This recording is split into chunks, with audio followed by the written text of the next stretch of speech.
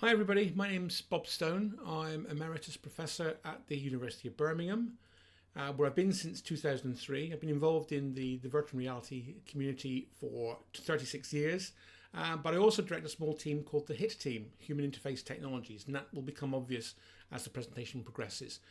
What do we do and what have we been doing since 2003? Well, we've been trying to evaluate technologies to make sure that they're fit for human purpose. And that includes applications in defense, it includes applications in education and cultural heritage, and importantly in healthcare, not just civilian healthcare, but defense healthcare as well. And that's where a lot of interest in what we've been doing in the so-called mixed reality arena will become clear a little later. And why we do what we do is this. It's basically humans first, technology second. We're trying to avoid the pitfalls of the 1990s where everybody thought that virtual reality was going to change the world when it came to training, interactive visualization, and so on and so forth. It won't, not for many decades to come, if indeed at all.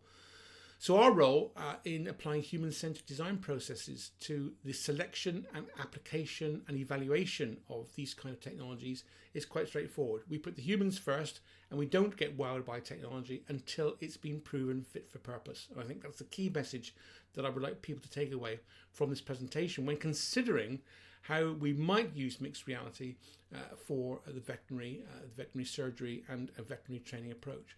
I'm not going to sell you mixed reality for veterinary training. I'm not here to do that. I'm here really to just establish some contact and to stimulate discussions to see whether or not this technology may have some efficacy for you good people in the future. Definitions I'm going to go over in terms of what XR is, virtual, augmented, and mixed reality.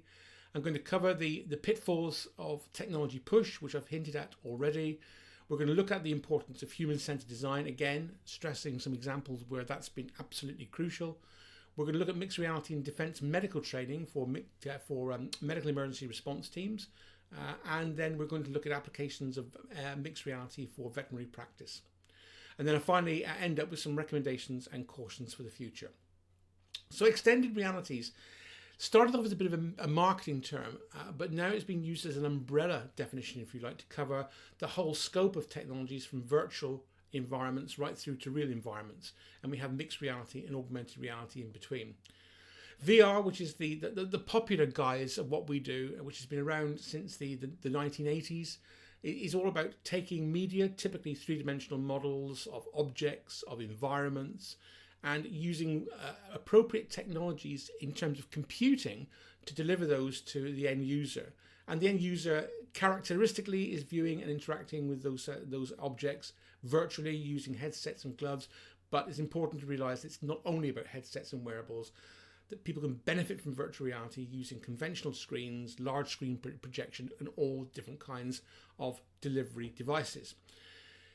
Other variations of virtual reality, not particularly relevant for this presentation, but we use, for example, 3D scanning using laser or LiDAR technologies, where you can take these devices on board quite complex platforms such as submarines, aircraft, in quite hazardous places like caves, and they've even been used for mapping out a surgery in operating theatres for example, for refresh or replenishment. Augmented reality is very similar, where we're using very similar models, not just 3D models as you can see here, but also other forms of media, video, text, alphanumeric, symbols, and so on. And there are a number of ways in which you can superimpose this onto the real world, which is what AR is all about. You can either use trigger techniques, so what we call fiducial markers. So these are markers that stimulate the appearance of a 3D object onto the virtual, onto the real world, and you can interact with it as if you would through virtual reality. Or you can use geographical locations or other forms of triggers. And again, you can view these results through a wide range of techniques, from smartphones and tablets through to specialized headsets, even kiosks. And finally, mixed reality, which I won't dwell on just now, but mixed reality is a kind of middle ground where what we're trying to do is exploit the real to make the virtual more believable. Virtual reality and augmented reality cannot deliver everything, regardless of what you see online, and it's going to be thus for the next many years. But by mixing reality, physical with virtual, to make the whole virtual context more believable, is a very strong way of overcoming these limitations and also a way of delivering very, very strong extensive training, which we'll go on to when I talk about the medical work that we've been doing, which includes engagement with the military veterinary specialists. So if you look online, you will automatically get the impression that virtual and augmented reality for human surgery, the future is already here. And you see videos like this. You see these trainee surgeons or these specialized surgeons, in this case orthopedic surgeons, using a wide range of virtual type techniques and tools, performing all manner of operations on virtual humans. And it doesn't take a genius to realize that this really isn't going to work. You need hands-on with real material, real patients, real mannequins indeed, in order to benefit from this kind of training, which is why we're focusing on mixed reality. So is it already here? Is it really already here? I would argue not. And if it is, where's the evidence? And this is something we're very, very, very, very critical about. Where are the ethics submissions? Where are the approvals? Where are the MHRA clearances? FDA in the US has already started to approve some of these virtual and augmented reality techniques. I'm not so sure that they've jumped the gun. In many cases, I still believe that many of the technologies are not yet fit for human use and could, worst case, put patients in the way of dire danger. That's a discussion for another day. All I'm saying here is treat what you see online with a pinch of salt. What about the case for veterinary training? Is it already here for veterinary training? If you look online, again, you'll see the haptic cow, haptic horse, which has been around for quite some time, originally developed by the company that I was previously a director of, and it's met with reasonable success in terms of it's quite a straightforward, simple approach to using a stylus-based touch and force feedback device and allowing the trainees to palpate various organs and various pieces of tissue inside the cow and horse's anatomy. There's the virtual veterinary trainer, Rover, which has recently been announced and is beginning to develop. Interestingly, developed by the same company that developed the technologies and techniques that you saw in the previous video. VetVR, veterinary clinic simulator. The list goes on. Some of these are basic. Some of these are quite simple, basic apps. Some of them are evolving into quite expensive, quite sophisticated VR training packages. But do they work? Do they work? And is the future already here? Again, I would argue it's not. We're getting there, but we must avoid the hype and false promises at all costs. The reason I'm so vocal is that if we go back to the early 1990s, I was involved with Manchester Royal Infirmary. It's called the Wolfson Centre, where we were tasked by the Wolfson Foundation and NHS to look at virtual reality and its potential impact on keyhole surgeons of the future. And this is between 1994 and 2003.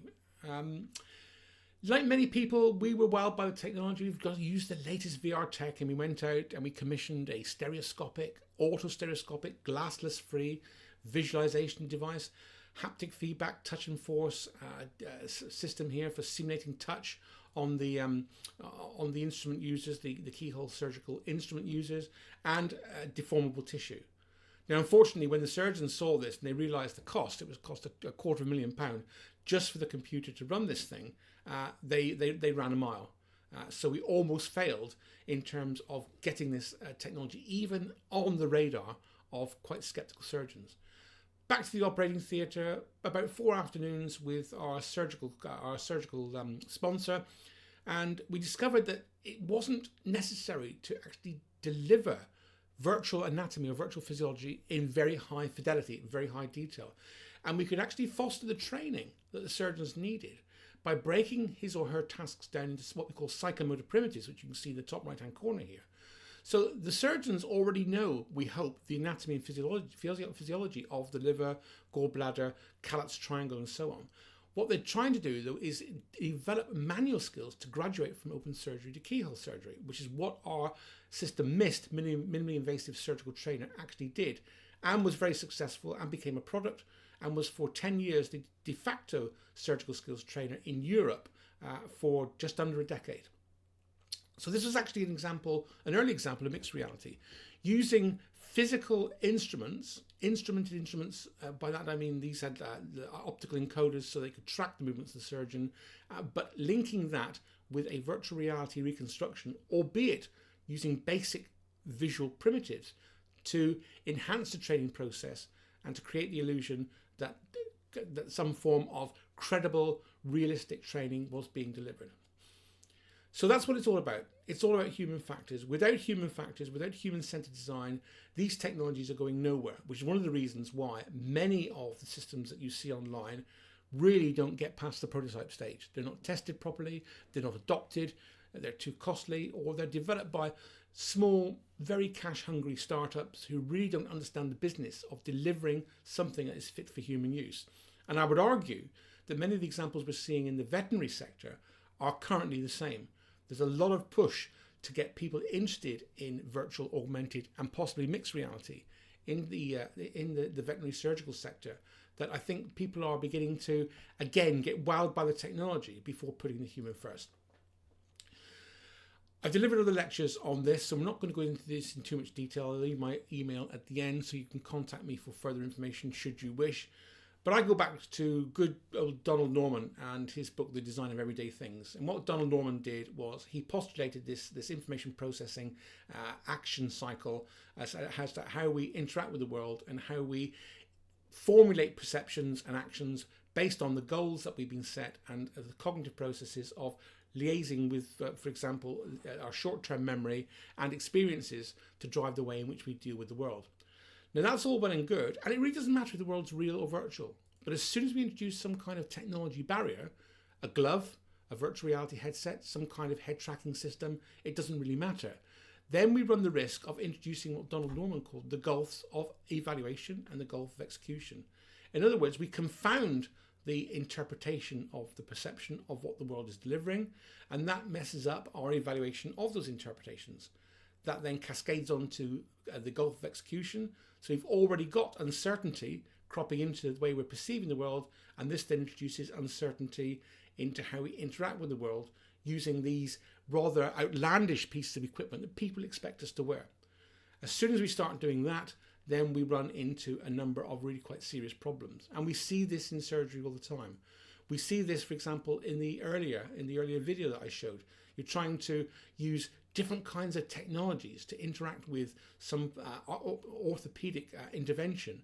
And in all honesty, they will never ever achieve what you need to achieve to graduate into doing surgery in the real world. So again, too much hype, people forgetting the humans. And again, a big example of this we've seen recently is the integrated visual augmentation system, which is a battlefield augmented reality system that the Americans, Microsoft, have been looking at in conjunction with the US Army. This has cost billions, and the soldiers simply will not wear it. It makes them sick, and it threatens their safety on the battlefield. And again, why did they not involve the humans thoroughly from step one? If these things go wrong, then it causes a number of problems. We can see negative transfer of training, skills, knowledge. We can see inappropriate shortcuts and errors, behaviors and skills that were caused by the VR kit, but would be really inappropriate to conduct in the real world. We see skill, knowledge fade, we see malaise and potentially personal injury and injury to other people. So to overcome this, again, something for a future discussion, we adopted the International Standard 9241-210, latest version 2019, Human-Centered Design for Interactive Systems. And really all I need to say about this is that these two elements here, understanding and specifying the context of use and specifying user requirements where we're interacting with the end users at all stages is absolutely crucial. Without that, these kind of technology bias projects are going to fail.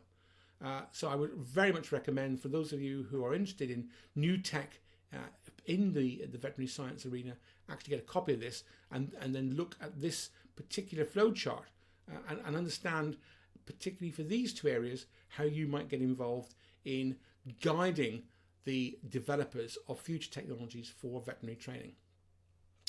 And we can pull these things together, again, possibly for a future presentation, and we can use these to define how realistic the imagery should be. Should it be simple like we had with the MIST VR project, or should it have very strong psychological fidelity? In other words, is it training what you set out to train?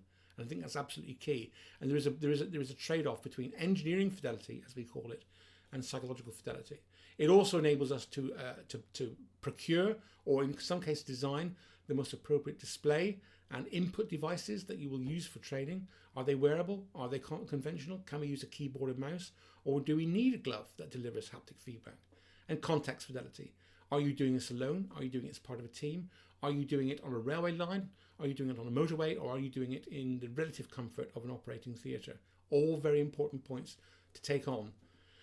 And again, please contact me if you'd like a copy of this. It's the document there. It's getting a bit old, 2012, but some of the procedures and principles that are outlined in the first part of the document are as valid today as they were back in 2012. So the final part of the presentation is looking at how we've taken all this and applied it to something we call the Medical Emergency Response Team Trainer. MERT teams are those guys and gals who go out, for example, in Chinook helicopters and maintain the life of casualties before they can be returned to a centralised hospital, typically on the battlefield.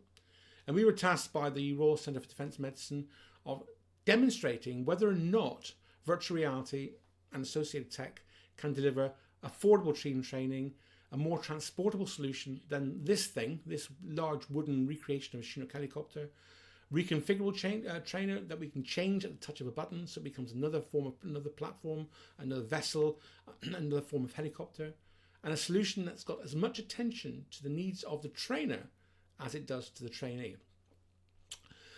The MERT concept demonstrated the early research is summarised in these two papers, and again, please feel free to contact me either via CAT or through the email at the end of the presentation, which describes in detail the first few stages of the MERT demonstrator, which you can see here. It was an inflatable enclosure where we tried to use a whole variety of virtual reality objects linked with physical mannequins with realistic injuries and other physical items of equipment, recreating the illusion that you're actually constrained, you're confined inside something like a Chinook helicopter. And as you can see from this demonstration, it didn't really work. So the context is quite impressive in terms of graphics, but what's the hands? The hands are free floating, they're twitching all over the place, and they're going inside the body. And this is simply unacceptable. So we were expecting the end users to more or less get their hands in the right position so that they could benefit from touching the mannequin while seeing their hands touching the virtual mannequin and some kind of coordination between the two. It didn't happen. We know that the haptic feedback gloves will not help us do this. We know that augmented reality displays will not help us do this. So what was the solution? So our early attempts to get over this was to look at blue screen or chroma key techniques and pass through cameras. So you can't see it here, you'll see it later. But here we have a camera mounted on the front of an HTC Vive virtual reality headset. And what this means is anything that's blue, we can superimpose the virtual context. In this case, it's the inside of a landing craft. Anything that's not blue, including your hands, your body, your limbs, and the mannequin on the stretcher, you can see as the real thing, which means that when you reach out with your real hand, you touch the real physical object. There's no clashing, there's no disappearing of hands and artifacts like that. It's a straightforward one-on-one haptic experience. And when we tried this out in 2018 with the personnel from the Royal Air Force Tactical Medical Wing, it went very well indeed. These guys here are exchanging cannulae, they're exchanging needles, they're interacting with each other, they're talking with each other, and we were, to be honest, gobsmacked at the level of interaction that these guys were showing, despite the fact that they were in quite bulky headsets, which in fact weren't that different to when they might be using night vision goggles or other forms of headsets when they're on operational duty. And again, we mentioned context. What we try to do is we try not to make the background context, these things static or distracting. And you can see here, quite simple, 3D humans bringing on another casualty. And this is going on, making what's going on behind you whilst you're attending to the casualty, making it look busy. So it's not sterile. It's not something that looks like too much like a cartoon, but it's something that's going on in the corner of your eye so that you know that there's more activities going on as the Chinook takes off and returns you to the virtual hospital. We can change the platform at a click, which is something that is really quite cost effective, from a helicopter to a landing craft to a hovercraft. So again, we're not just restrained or restricted to one particular platform. The revised enclosure was shown at DSEI in 2019. We're now about to start phase 3 of this work, going on to looking at the Battlefield Advanced Trauma Life Support procedure, so basic training. But again, here you can see not only the new enclosure, which is more modular, but the trainers, the instructors' interface console as well. So the idea behind this is that the instructor can then capture as much information as he or she needs to put into place an effective after-action review or debrief with the trainees, asking them why they did what they did at certain parts of the training task. We have tried this with the military working dog regiment from St George's Barracks in Luffenham, and again it went down very, very well indeed. Obviously these guys will be performing on a battlefield, so the distractions that they will be experiencing are quite severe. Again, I asked earlier on, what kind of distractions would you experience if you wanted to train some complex procedure but couldn't do it in the comfort of an operating theatre? And we found that, for example, they were making comments on the fact that they could see each other, they could feel the canine hero dog, they could actually write on their Medivac pocket guidelines, and they could see this all through the headset. The headset wasn't restraining the way in which they could do their normal task, as well as experiencing flying in a Chinook helicopter. Next steps, we're going to be looking at new forms of headsets. We're going to be looking at upgrading and developing the instructor's console. We're going to be looking at smell, which has turned out to be a very important feature of enhancing how immersed you feel in these virtual worlds. We're going to be looking at outside environments, and we're going to be looking at chemical, biological and radiological diseases and effects as well. You can see here on the individual's chest a superimposed and augmented reality rash, and we can create all kinds of blistering, rash and bleeding effects. So what does this mean? Is mixed reality going to deliver anything to you good people? It will deliver positive results and high efficacy if training elements that are regularly failed or demand remedial training to pass is something that concerns you in your training. Course elements that we benefit or offering challenging simulations of real-world contacts, large animal procedures on a railway line, motorway, whatever, for example. Training using distractors. What are the distractors typically found in real-world settings? What are the unique emergency field situations involving human and animal casualties? Complex surgeries requiring reliable situational awareness between team members and multiple items of equipment, sometimes specialized equipment. I mean, we're now seeing introduction of quite sophisticated robotic devices into equine surgery, and the safety issues that actually raises. All these questions are important, but as I've said before, the important thing is remembering the human, because without a good, strong, human-centered design intervention at the outset, you will be procuring and you will be adopting technology that simply will not work. And I'm more than happy to take questions via the email or via chat after this presentation, but thank you so much for your time and patience.